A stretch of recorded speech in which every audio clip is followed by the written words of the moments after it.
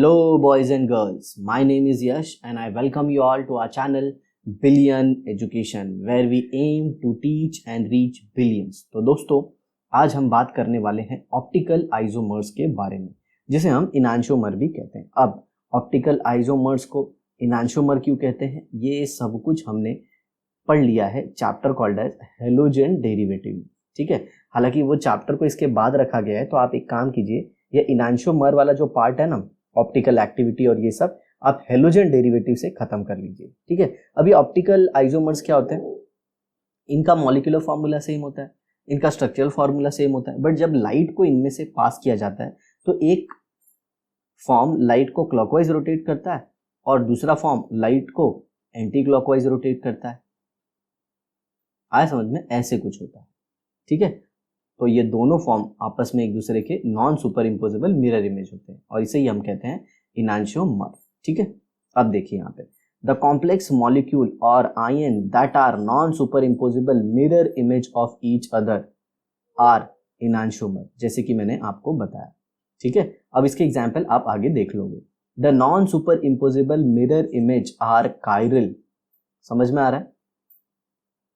A more elaborate discussion on chirality and optical isomerism is included in chapter 10, जैसे कि यहाँ पे लिखा हुआ है। और मैं आपको बता दूं, हमने चैप्टर 10 को लाइव पढ़ाया है, मतलब सामने आके स्क्रीन के, ओके, मार्कर बोर्ड से पढ़ाया गया, या फिर आप कह सकते हो टॉकिंग हेड से पढ़ाया है।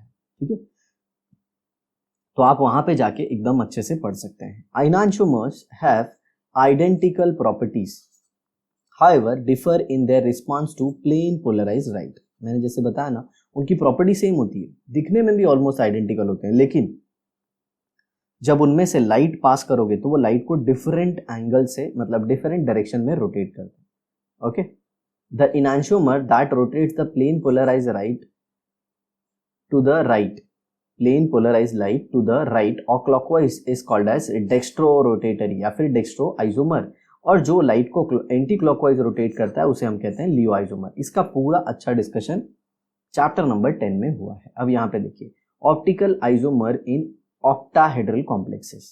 हमको किस में देखना है? Octahedral complexes. ऑक्टाहेड्रल कॉम्प्लेक्सेस मतलब जिसमें 6 कोऑर्डिनेट कोवेलेंट बॉन्ड बनाया जाता है। किसके साथ? सेंट्रल मेटल एटम के साथ, तो उसे हम कहते हैं ऑक्टाहेड्रल कॉम्प्लेक्सेस। तो इसमें देखिए क्या लिया गया है, इसमें लिया गया है कोबाल्ट और ये है EN ट्वाइस। EN मतलब इथिलीन डायअमीन, मतलब ये वाला लिगैंड CH2 CH2, यहाँ पे NH2 और यहाँ पे भी NH2। ओके, ये ऐसे डोनर हो गया। ठीक है, ये दोनों डोनेट करेंगे किसको? मेटल को। तो ये एक नाइट्रोजन डोनेट कर रहा है और यहाँ पे भी एक नाइट्रोजन, तो ये कैसा हो गया? ये हो गया bidentate ligand. So this is nothing but a bidentate ligand. मतलब अगर ऐसे 2 आ गए तो कितने कोऑर्डिनेट कोवेलेंट बॉन्ड बनेंगे? 4। और अगर 3 आ गए तो कितने बनेंगे? 6। सिंपल। और आप सब जानते हो, अगर 6 कोऑर्डिनेट कोवेलेंट बॉन्ड बन गए तो जो ज्योमेट्री आती है वो ऑक्टाहेड्रल आती है, और वो कैसी दिखती है वो यहाँ पे बताया गया है। ये देखिए, ये कुछ ऐसा है।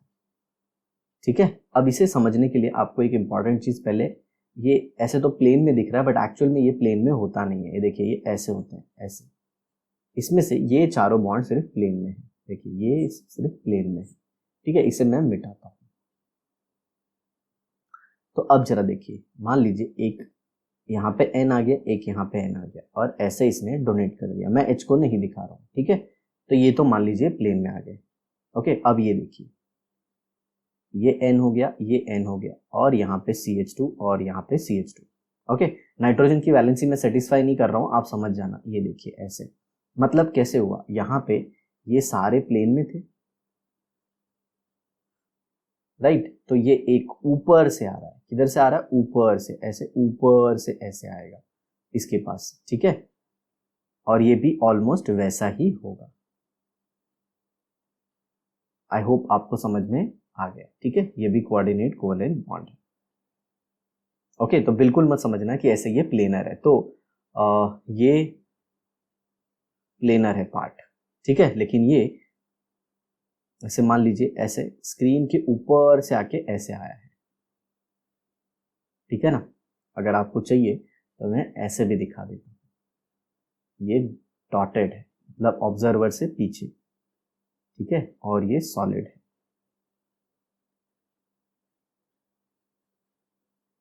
ऐसे, और ये ऊपर से आके इसकी तरफ आया हुआ है। ओके, इसी का मिरर इमेज आप देख सकते हैं बगल में, ये देखिए, जस्ट ये इधर है, ये इधर है, तो ये देखिए ये, और इसको जस्ट ऐसे उठा के अगर इसके ऊपर रख दोगे तो कैसे होगा?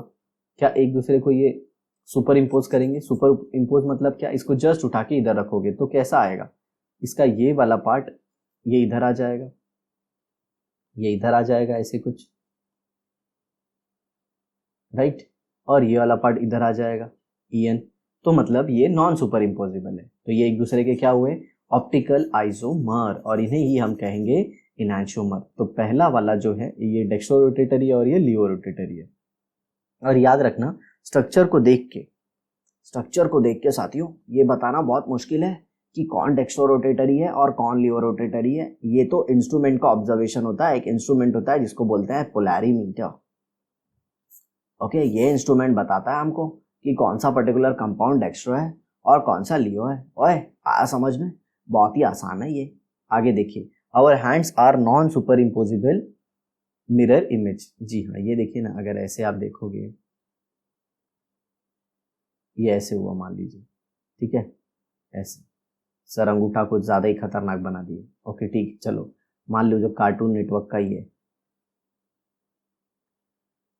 ऐसे ही हाथ हो गया। तो अगर इसको जस्ट उठा के इधर रखोगे तो इसका अंगूठा तो पता है ना, ये राइट वाले का अंगूठा इधर आ जाएगा, मतलब एक दूसरे पे एग्जैक्टली फिट नहीं होंगे। तो they are non superimposable mirror image. When you hold your left hand up to the mirror it look like the right hand.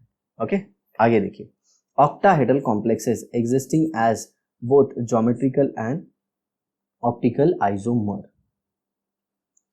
Geometrical and optical isomer. अब बहुत सारे लोगों के दिमाग में ऐसा ख्याल आता होगा, सर टेट्राहेड्रल में हमने क्यों नहीं ऑप्टिकल आइसोमर पढ़ा? तो मैं आपको बताऊं, टेट्राहेड्रल में ऑप्टिकल आइसोमर पॉसिबल होता है, लेकिन अभी तक उसे सेपरेट नहीं किया गया है।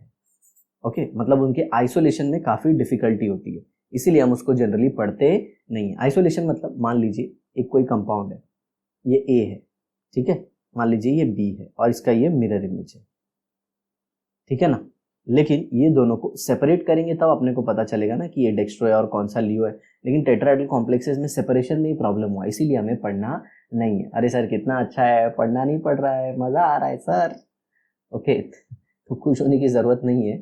ओके, अगर होता तो कितनी अच्छी बात होती, हमारे कुछ और अचीवमेंट बढ़ जाते। अब यहाँ पे देखिए, यहाँ पे ऐसा ऑक्टाहेड्रल कॉम्प्लेक्स जो आपको क्या दिखाएगा? सिस ट्रांस भी दिखाएगा और साथ ही साथ ऑप्टिकल आइसोमर भी दिखाएगा। देखिए, in this type of complexes only the cis isomer exist as a pair of enantiomer. Trans का इनैंशियोमर नहीं दिखता, क्यों पता है? मैं आपको बता देता हूँ आगे। ये देखिए, ये हो गया PT, और ये देखिए CL बगल में है, ये तो नो डाउट प्लेन में है, ये नो डाउट प्लेन में है। ओके, और ये CL भी प्लेन में, ये वाला CL प्लेन में, ये ऊपर है प्लेन के। देखिए ये जो मैं रेक्टेंगल टाइप बना रहा हूँ, स्क्वायर टाइप एक्चुअल में, ये सारे प्लेन में, लेकिन ये ऊपर है, ये क्या है? ऊपर। ओके, ऐसा है। ये भी प्लेन के अंदर है, लेकिन ये नीचे से ऊपर की तरफ आता है, ऐसा है। अब आपको ये सब समझने की ज़रूरत नहीं है, आपको सिंपली क्या करना है, आपको सिंपली दोनों में आइसोमर को देखना है। तो ये देखिए, ये CL इसका इधर आ गया और ये CL इधर आ गया, मतलब ये दोनों एक दूसरे की क्या है? Mirror image. और इसको जस्ट उठा के जब इसके ऊपर रखोगे तो एक CL इधर आ जाएगा और एक CL इधर आ जाएगा, मतलब दोनों एक दूसरे की मिरर इमेज तो है, लेकिन नॉन सुपर इम्पोजिबल है। सर ये नॉन सुपर इम्पोजिबल मतलब क्या? इसको उठा के, इसको जैसे का तैसा उठा के, अरे ये तो मैं तो पूरा यही उठा दिया। ओके, अपनी चित्रकला ही उठा दिया हमने, तो समझे? इसको पूरे को ऐसे उठा के लिफ्ट करके अगर इधर रख देते हो तो क्या दोनों एक जैसे दिखेंगे? जी नहीं। क्या पूरे इसके ऊपर, ये CL के ऊपर इसका CL, चलो मान लीजिए ये CL तो इस CL के ऊपर फिट हो जाएगा, लेकिन क्या ये CL इस CL के ऊपर फिट होगा? जी नहीं, ये CL तो इधर आएगा। तो जब दोनों परफेक्टली फिट हो जाते हैं एक के ऊपर दूसरा, तो उसे बोलते हैं सुपर इम्पोज हो रहा है, और जब नहीं होते तो उसे कहते हैं नॉन सुपर इम्पोजिबल। तो ये देखिए, ये फॉर्म में आप देख रहे हो, दोनों CL एक साइड है, एक साथ है, मतलब पास में है, उनके बीच में एंगल कम है, ओके, तो वो दोनों क्या हो गए, सिस हो गए। और अगर ये देखो तो इसमें देखो ट्रांस है, दोनों ऑपोजिट, ये देखो। अब क्वेश्चन आता है सिस आइसोमर का हमें ऑप्टिकल आइसोमर मिलता है, ट्रांस का क्यों नहीं मिलता? तो देखिए ट्रांस है ना ऑप्टिकली इनएक्टिव होता है, ऑप्टिकली इनएक्टिव। क्यों पता है? ऑप्टिकल एक्टिव होने के लिए मिरर इमेज नो डाउट होना चाहिए, मिरर इमेज है और फिर वो नॉन सुपर इम्पोजिबल है। बट इससे भी इंपॉर्टेंट क्राइटेरिया क्या है कि कंपाउंड के अंदर कोई भी प्लेन ऑफ सिमेट्री नहीं होने चाहिए। What do mean by plane of symmetry? एक ऐसा प्लेन जो मॉलिक्यूल को दो अगर इक्वल हिस्से में काट देता है तो फिर उसके अंदर ऑप्टिकल आइसोमेरिज्म नहीं दिखेगा। ऐसे टोटल 4 सिमेट्री होती हैं, plane of symmetry, axis of symmetry, alternate axis of symmetry, okay, centre of symmetry, okay, POS, COS, AOS, double AOS. तो इसके अंदर पीओएस है, तो इसके लिए ये मॉलिक्यूल बोलते हैं ना ऑप्टिकल एक्टिविटी नहीं दिखाएगा। या फिर आप ऐसे कह सकते हैं कि इसकी मिरर इमेज बनाएंगे ना तो वो कंप्लीटली सुपर इम्पोसिबल होगा। तो ये देखो ना, यहाँ पे ईएन आएगा, यहाँ पे भी ईएन आएगा, यहाँ पे सीएल, यहाँ पे सीएल, इसको उठा के इसके ऊपर रखोगे तो एकदम एकदम सुपर इम्पोज हो जाएंगे। और ऑप्टिकल एक्टिविटी के लिए एक क्राइटेरिया है, the mirror image should not be super imposable. और उससे पहले भी क्या, इसके अंदर कोई प्लेन ऑफ सिमेट्री नहीं होनी चाहिए। तो ट्रांस आइसोमर का नहीं दिखेगा क्या, ऑप्टिकल आइसोमर। अब देखिए यहाँ पे ये जो स्क्वायर प्लेनर है ये भी नहीं दिखाते ऑप्टिकल आइसोमर। क्यों? क्योंकि इनके अंदर भी प्लेन और एक्सिस ऑफ सिमेट्री होती है। ओके, कैसे प्लेन ऑफ सिमेट्री होती है वो मैं आपको दिखा देता हूँ। मान लीजिए आपके पास एक स्क्वायर प्लेनर कॉम्प्लेक्स है, ये मान लीजिए मेटल है, यहाँ पे ये ए है, ये बी है, ये सी है और ये डी है। ये स्क्वायर प्लेनर है। स्क्वायर मतलब इनको ज्वाइन करने के बाद एक स्क्वायर बनता है और ये अपने स्क्रीन के प्लेन में ही है। मान लीजिए ये इधर एक्स एक्सिस हो गई और ये वाई एक्सिस हो गई, ठीक है, ये वाई एक्सिस, ये एक्स एक्सिस, तो प्लेनर है। तो अगर अगर आप इसका स्लाइस कट करें, स्लाइस कट पता है ना, ऐसे सैंडविच रहता है, ऐसे सैंडविच आपने देखा है ना, ऐसे ऐसे बीच में से अगर आपने चाकू मार दिया तो जो सैंडविच है 2 हिस्से में आ जाएगा और जो उसके बीच में अपन जो स्टफ भरते हैं ना वो भी 2 हिस्से में कट जाएगा। तो ये मॉलिक्यूल इक्वली 2 पार्ट में कट जाएगा, मतलब इसके अंदर पीओएस है, प्लेन ऑफ सिमेट्री। और इसीलिए प्लेन ऑफ सिमेट्री है, इसीलिए हम ऐसा कहते हैं कि ये मॉलिक्यूल ऑप्टिकल एक्टिविटी नहीं दिखा सकता। और दूसरा, इसके अंदर एक्सिस ऑफ सिमेट्री भी होती है। क्या होती है? Axis of symmetry.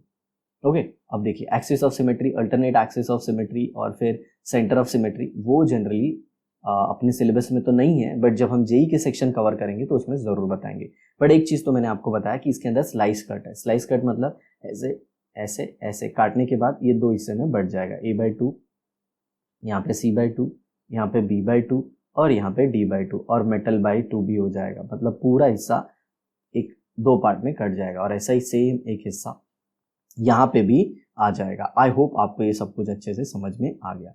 अब यहाँ पे क्या बोला है, draw enantiomer of CrOX thrice. तो देखिए जो ये है ना, ये आप देख रहे हो, यहाँ पे मैं आपका काम आसान कर देता हूँ। यहाँ पे जो EN लिखा है ना, इसी की जगह पे क्या लिख दीजिए, OX, आपका काम आसान हो जाएगा। Is that clear?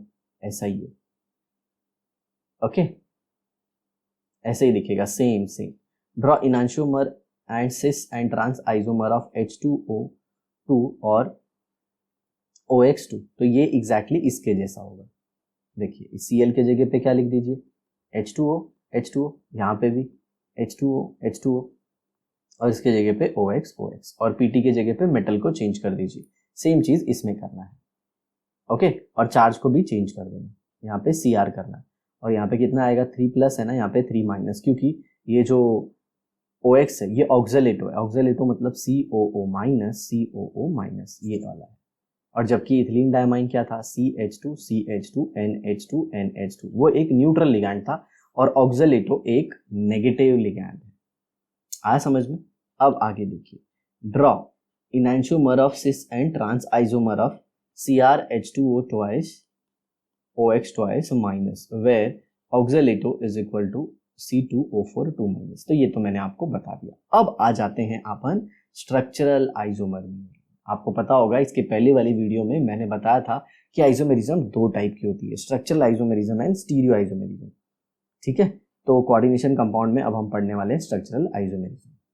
देखिए यहाँ पे जिसका दूसरा नाम है कॉन्स्टिट्यूशनल आइसोमेरिज्म भी। अब इनमें आपको एक सिंपल सी चीज बताता हूँ, स्ट्रक्चरल आइसोमर में कंपाउंड का आईयूपीएसी नाम अलग होता है। आईयूपीएसी नाम क्या होगा? डिफरेंट होगा।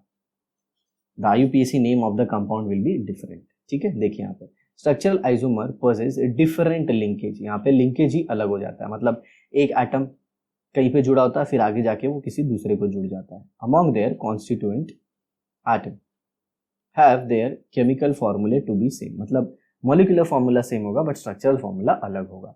They can be classified as linkage, ionisation, coordination and solvate isomer. तो सबसे पहले आता है लिंकेज आइसोमेरिज्म। तो देखिए ऐसे टाइप का आइसोमेरिज्म है ना, मैं आपको बताऊं, ये दिखता है एम्बीडेंटेड लिगैंड में। किसमें दिखता है?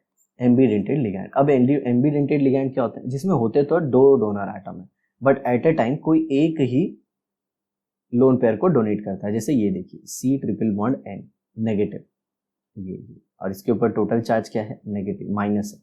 अब जरा देखिए ये भी कोऑर्डिनेट कोवेलेंट बॉन्ड बना सकता है और ये भी बना सकता है। अगर कार्बन ने बनाया तो इसका नाम होगा साइनाइडो या फिर साइनाइड, और ये क्या होगा? आइसो साइनाइडो। ठीक है, तो ये लिंकेज आइसोमर दिखाएंगे। और एक होता है NO2, ओके, और एक होता है ONO।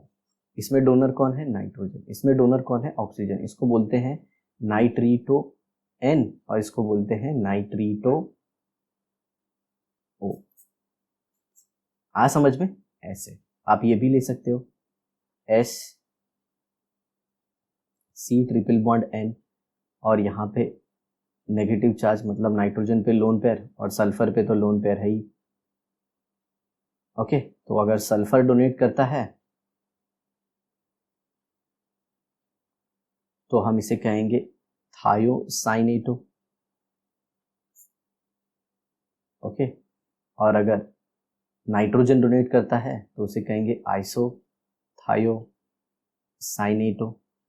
तो अगर बेसिकली आप देखो तो लिगैंड सेम है लेकिन उसमें डोनर एटम का फर्क हो रहा है, मतलब लिंकेज का फर्क हो रहा है। यहाँ पे अगर कार्बन ने डोनेट किया तो मेटल और कार्बन का बॉन्ड बनेगा, और अगर नाइट्रोजन ने डोनेट किया तो किसका बॉन्ड बनेगा? मेटल और नाइट्रोजन, मतलब किससे लिंक है वो चेंज हो जाता है। इसीलिए आइसोमर को हम लोग क्या बोलते हैं? Linkage isomer. और नो डाउट ये दोनों डिफरेंट कंपाउंड होंगे, मतलब अगर मेटल आयन को कार्बन ने इलेक्ट्रॉन पेयर डोनेट कर दी तो जो कंपाउंड बनेगा वो उस कंपाउंड से अलग होगा जिसमें मेटल को इलेक्ट्रॉन पेयर कौन देगा? नाइट्रोजन देगा। आया समझ में? हाँ, लेकिन उनका मॉलिक्यूलर फॉर्मूला सेम है। जैसे होते हैं ना ट्विंस, दिखते सेम है बट वो दोनों अलग है, सिर्फ दिखते सेम है, अंदर सब कुछ अलग है। आया समझ में? हाँ, मैंने यहाँ पे थायोसाइनेटो का अच्छे से स्ट्रक्चर नहीं बनाया। अगर आपको बनाना है तो आप लुईस स्ट्रक्चर से ट्राई कर सकते हो, और नहीं आए तो नीचे कमेंट बॉक्स में मेंशन कर देना, हम आपको बता देंगे। आया समझ में? तो सिंपल सी बात है, लिंकेज आइसोमर किस में दिखेंगे? एम्बीडेंटेड लिगैंड में। These isomers are formed when ligand has two different donor atom। देखो मैंने बोला ना, it coordinates to metal via different donor atom। ये देखिए nitrite ion having two donor atom shows isomer। ये देखिए यहाँ पे NO2 में N डोनेट कर रहा है और यहाँ पे ONO कर रहा है। ठीक है, the nitro complex has CON bond and the nitrito complex linked through COO bond। तो इसमें किसने डोनेट किया? ऑक्सीजन ने। इसमें किसने डोनेट किया? नाइट्रोजन ने। तो यहाँ पे नाइट्रोजन ने डोनेट किया, आप इसे नाइट्रो लिख सकते हैं या फिर नाइट्रीटो N लिख सकते हैं, और इसको क्या लिख सकते हैं? नाइट्रीटो O लिख सकते हैं। ओके, या फिर सिर्फ नाइट्रीटो लिखिए। तो लिखने के बहुत सारे तरीके हैं, आपको जो अच्छा लगे उससे आप लिख सकते हो। जो मैंने बताया वो भी गलत नहीं है, हाँ वो टेक्स्ट बुक में नहीं है, वो बात की बात है। कैन यू टेल, बट आपको अगर एग्जाम में आता है तो आप नाइट्रो ही लिखना, क्योंकि एग्जामिनर जो होगा वो टेक्स्ट बुक को ही ज़्यादा इंपॉर्टेंस देगा। Can you tell write linkage isomer of FeH2O5 SCN minus. तो देखिए सिंपल, Fe हो गया, H2O, ओके, 5 हो गया, फिर NCS हो जाएगा बस, और प्लस, बाकी कुछ चेंज होने वाला नहीं। ठीक है, और बोला है उसका IUPAC नाम लिखिए, तो इसका IUPAC नाम क्या लिखेंगे? ओके, तो इसका नाम लिखेंगे पेंटा एको थायो साइनेटो। ओके, पेंटा एक्वा थाया साइनेटो। ओके, एक्वा क्यों लिखा मैंने? क्योंकि वाटर है। पेंटा क्यों लिखा? क्योंकि वाटर 5 है।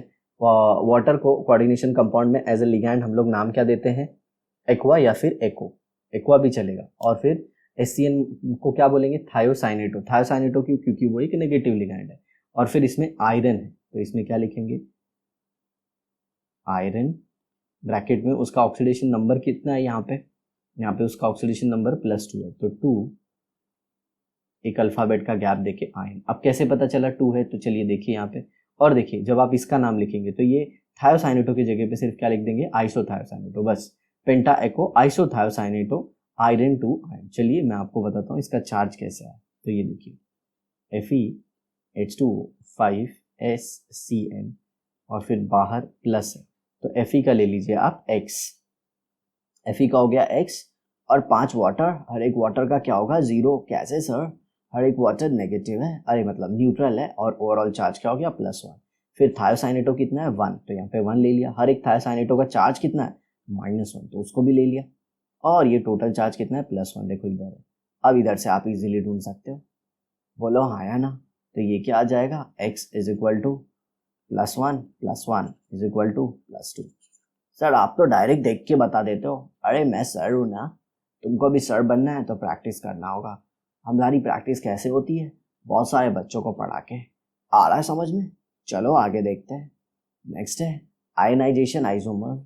आयनाइजेशन आइसोमर में क्या होता है, जो काउंटर आयन होता है ना, चलो मैं आपको अलग से इसका एक ट्रिक दे देता हूँ। आयनाइजेशन आइसोमर में काउंटर आयन क्या होता है सर, ये जो इधर बाहर होगा ना, ये counter ion, it should act as a ligand, मतलब ये लिगैंड जैसा काम करने वाला होना चाहिए, समझ में आया। और दूसरा क्राइटेरिया, पहला क्राइटेरिया क्या बोला, काउंटर आयन किसके जैसा काम करना चाहिए, लिगैंड जैसा। दूसरा क्राइटेरिया क्या है, कोऑर्डिनेशन स्फीयर के ऊपर चार्ज क्या होना चाहिए, पॉजिटिव होना चाहिए।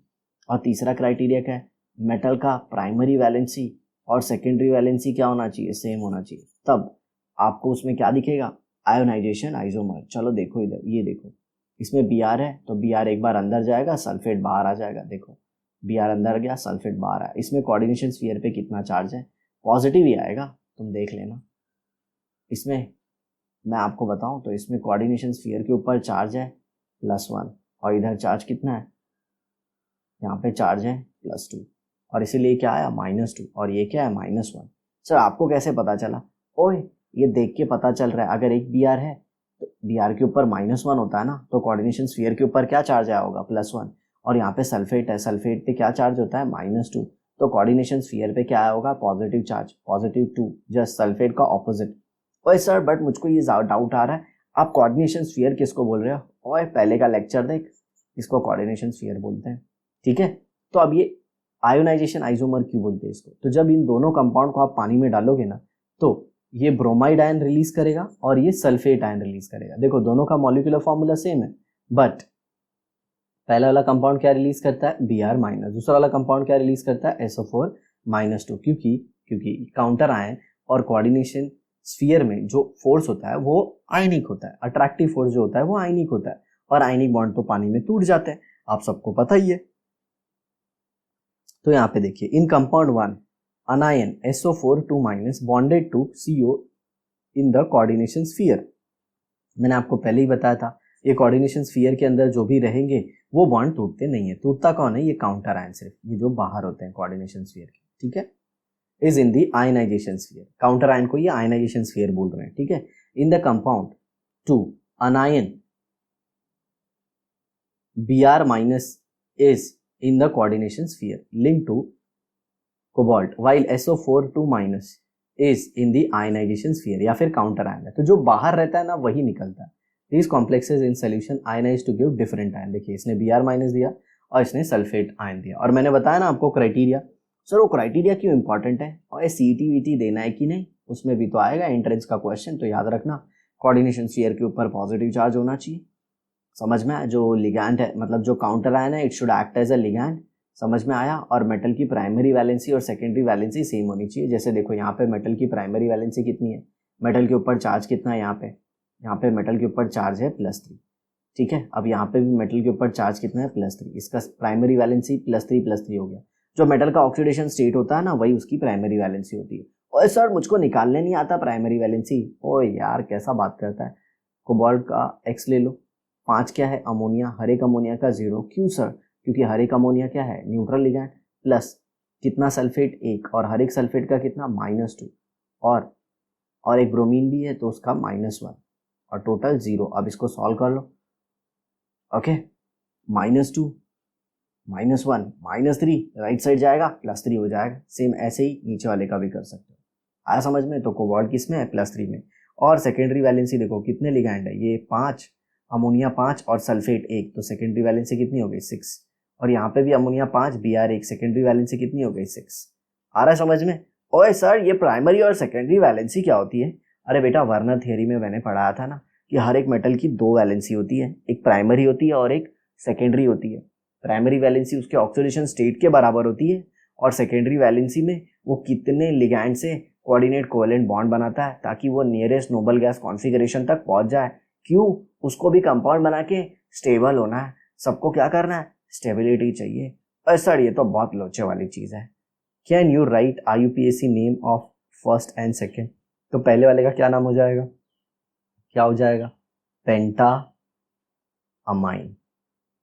ठीक है, पेंटा अमाइन, याद रखना अमाइन में 2 M आएगा, तो ये हो गया पेंटा अमाइन सल्फेटो। क्यों सर? क्योंकि वो नेगेटिव लिगैंड है, सल्फेटो। फिर क्या लिखेंगे? कोबाल्ट, और उसके बाद पैरेंथेसिस में 3, और फिर लिख देंगे उसके आगे ब्रोमाइड, एक अल्फाबेट का गैप देके।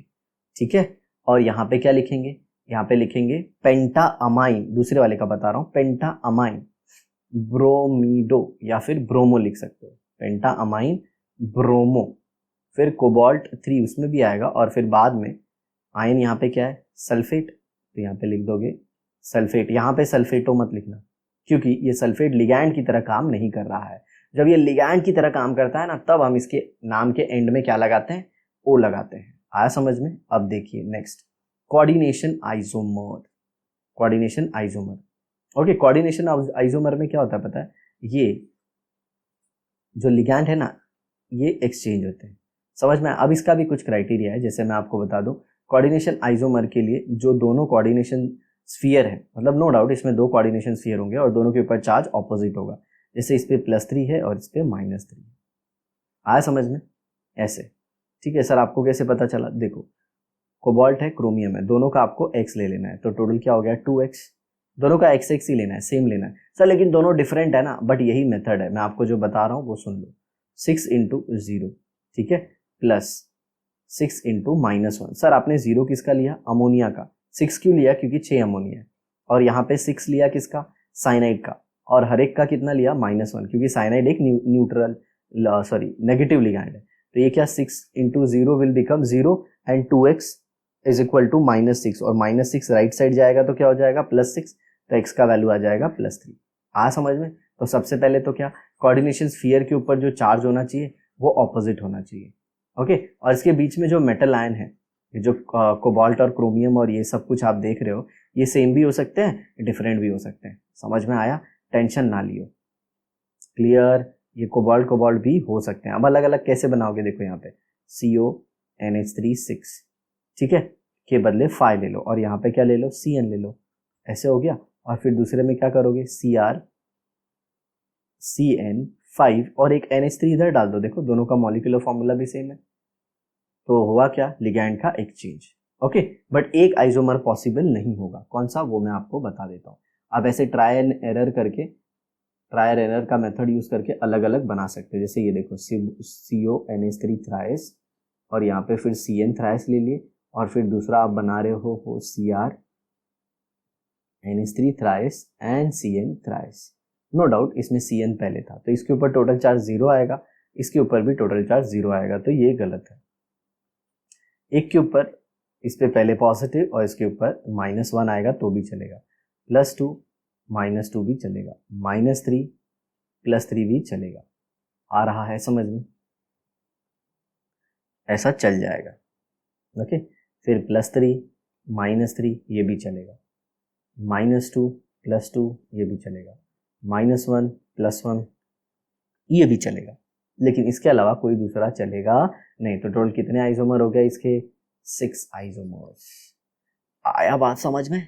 ऐसे के कितने आइसोमर पॉसिबल होंगे? 6 आइसोमर होंगे। ये एंट्रेंस में क्वेश्चन आता है, मैंने आपको इन शॉर्ट बता दिया। तो कोऑर्डिनेशन स्फीयर का क्राइटेरिया भी आप सीख गए।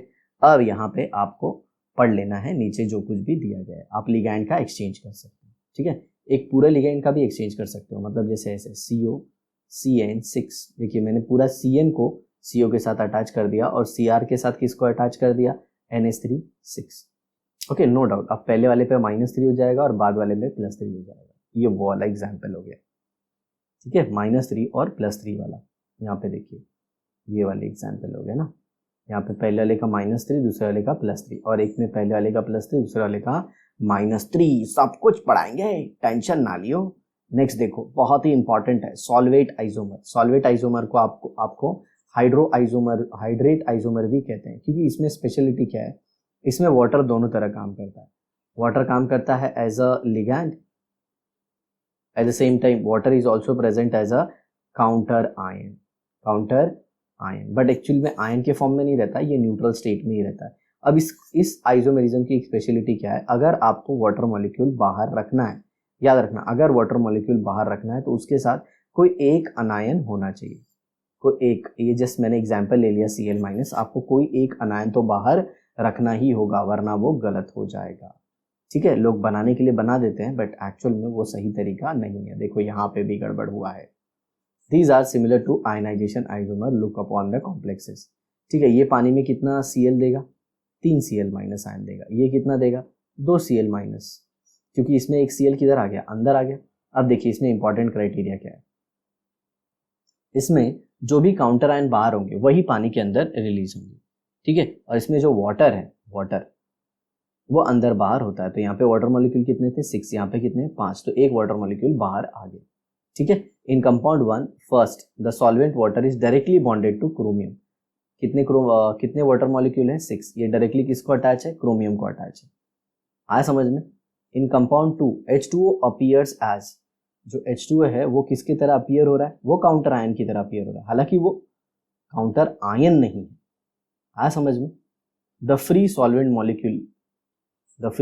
Molecule in 1 and 2 represents hydrate isomer. आया समझ में।